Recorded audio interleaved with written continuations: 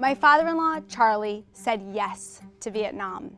He volunteered before being drafted so he could select a position in the Army instead of being assigned a role. And on leave from the Army, he said yes to hitchhiking from one city to the next, following the Rolling Stones all over Europe. One afternoon, he came across a farm, and he asked if he could sleep in the barn that night in exchange for a day's work. Luckily, the farmer said yes. And when Charlie returned to the States, he was at a house party. He was talking with Barbara, and she shared where she grew up. Her time was split between Pennsylvania and a farm in Cornwall, England. Charlie said, "No way. I've actually been to a farm once in Cornwall. There was this guy there, Norman." "That's my uncle!" Charlie says, "Well, I have some pictures up in my bedroom. I could show you." Thinking their friends put him up to this, suspiciously, she replies, "Sure you do. Conveniently, up in your room?"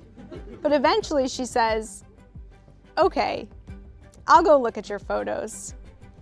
And as they page through his photo album together in shock, she says, "That's my family's farm. I can't believe you've been there."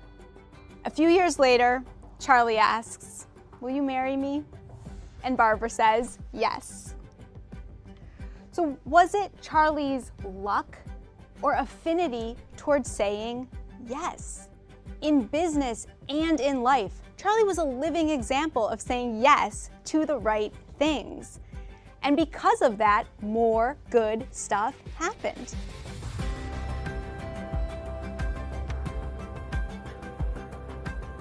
But throughout my career, I've struggled to actually live this way. I said yes to way too many things, overworked, tried to do everything perfectly. I was stuck being busy until I faced burnout. Have you felt this way too?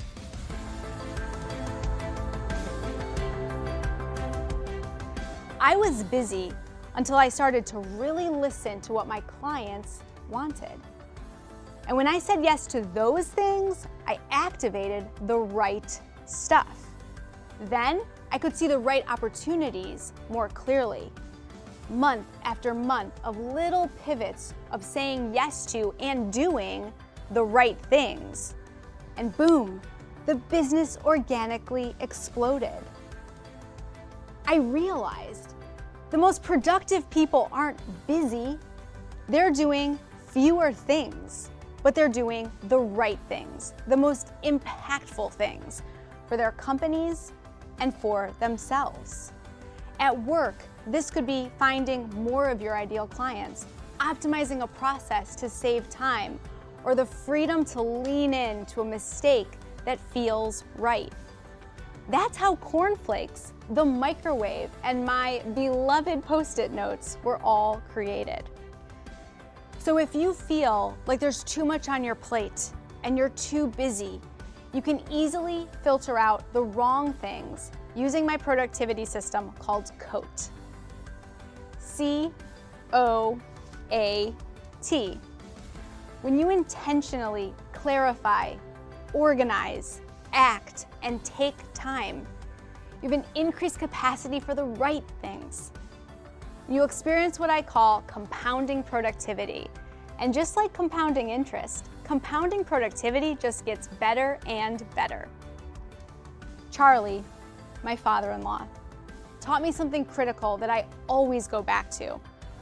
Freedom flows when you say yes to the right things. You'll experience greater productivity, greater impact. You'll dominate your day.